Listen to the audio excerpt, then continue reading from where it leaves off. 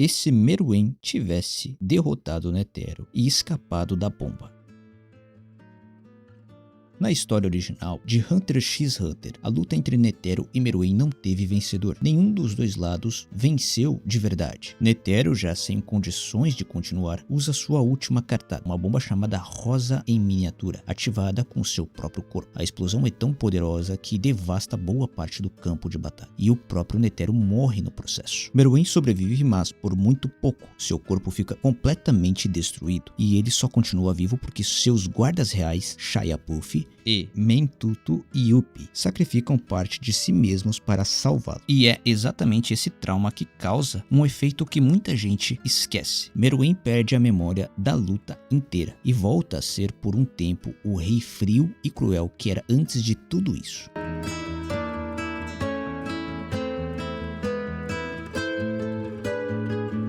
Hoje a gente vai criar um desvio dessa história. E se Meruem tivesse derrotado Netero em combate e escapado da explosão completamente ileso, sem trauma, sem perda de memória, sem veneno no corpo, como o resto da história de Hunter x Hunter teria se desenrolado a partir deste ponto? Se inscreve porque esse desvio muda tudo que você conhece dessa saga.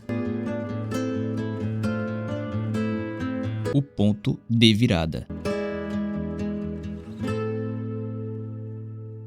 Para esse cenário funcionar, a gente precisa entender exatamente onde a história se separa, no confronto real. Netero usa a técnica Zero Hand, seu golpe mais poderoso, com tudo que ainda restava da sua força. Mesmo assim, não é o suficiente para vencer, e é só no desespero final que ele ativa a bomba. No nosso cenário, Meruem consegue prever ou reagir a tempo do ataque final. Ele neutraliza Netero antes da bomba ser ativada, ou consegue se afastar rápido o bastante para escapar do raio da explosão. O resultado: Netero morre em combate sem o sacrifício final, e Meruem sai da luta praticamente intacto, sem nenhum dano físico grave. Esse detalhe parece pequeno, mas é o mais importante de todo esse cenário, porque é exatamente o trauma da bomba que, na história real, muda quem Meruem se torna depois. A Associação de Caçadores em Crise.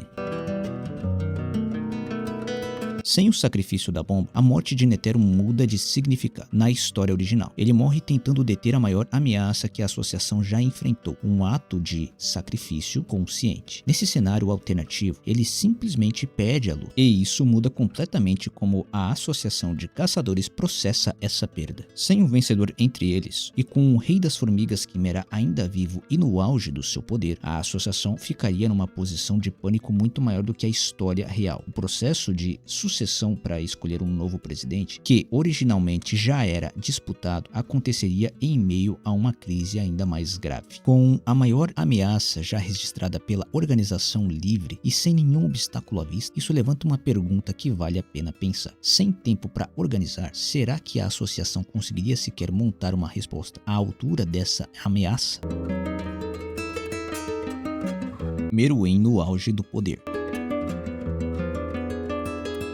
Aqui está o ponto aterrorizante desse cenário. Um Meruem sem nenhum enfraquecimento físico teria total capacidade de expandir o domínio das formigas quimeras sem qualquer limitação de tempo ou saúde. Na história real, o avanço das formigas já era descrito como algo capaz de dizimar cidades inteiras em questão de dias, com o rei mais forte, mais experiente em combate e sem nenhum motivo para recuar. Esse avanço provavelmente aconteceria numa velocidade ainda maior. E o mais interessante, na luta contra Netero, Meruem já estava começando a demonstrar algo diferente, curiosidade genuína sobre a capacidade humana de superar seus limites e um respeito crescente por Netero como um adversário. Nesse cenário, ele carrega essa reflexão consigo sem apagar nada pela amnésia da bomba, ou seja, temos um Meruem tão poderoso quanto o pior cenário possível, mas já com as primeiras sementes de uma mudança de mentalidade plantadas. Isso cria um vilão completamente diferente de tudo que vimos na história original, nem um tirano puro do início, nem o rei humanizado do final. Um meio termo perigoso, extremamente poderoso, mas já começando a questionar o próprio propósito.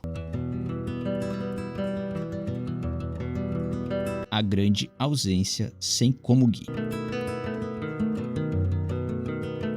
E aqui chega a parte mais dolorosa desse desvio. Sem o trauma físico da bomba, Meruem nunca teria motivo para ficar isolado, sem seus guardas reais por perto. E é justamente nesse isolamento, na história original, que ele conhece Komugi, a garota cega que joga kanji com ele, e que desperta nele a primeira conexão genuína e humana de toda a sua existência. Esse encontro é considerado por grande parte do público um dos momentos mais bem escritos de toda a obra. É o que transforma Meruem de um vilão absoluto em um dos antagonistas mais complexos e humanos do shounen. Sem esse encontro, essa transformação simplesmente não acontece. E isso leva a uma reflexão interessante. Na história real, foi justamente a derrota, o trauma e a fraqueza física que humanizaram Meruem. Nesse cenário, onde ele vence e sai ileso, a vitória pode ter sido, ironicamente, o pior resultado possível para ele como um personagem, porque é exatamente aquilo que ele nunca teria motivo de sentir. No fim das contas, esse desvio da história mostra algo curioso sobre Hunter x Hunter. Às vezes a derrota constrói mais um personagem do que a vitória. Um Meruem vencedor seria sem dúvida mais poderoso e mais perigoso, mas seria também um personagem incompleto, sem a humanidade que fez dele um dos vilões mais lembrados da história dos animes. E isso é um desvio histórico. Comente aqui embaixo, você acha que a associação de caçadores conseguiria deter esse Meruem sem enfraquecimento nenhum? Ou será que dessa vez não haveria mais ninguém capaz de pará-lo? O próximo desvio já está vindo e se inscreve para não perder.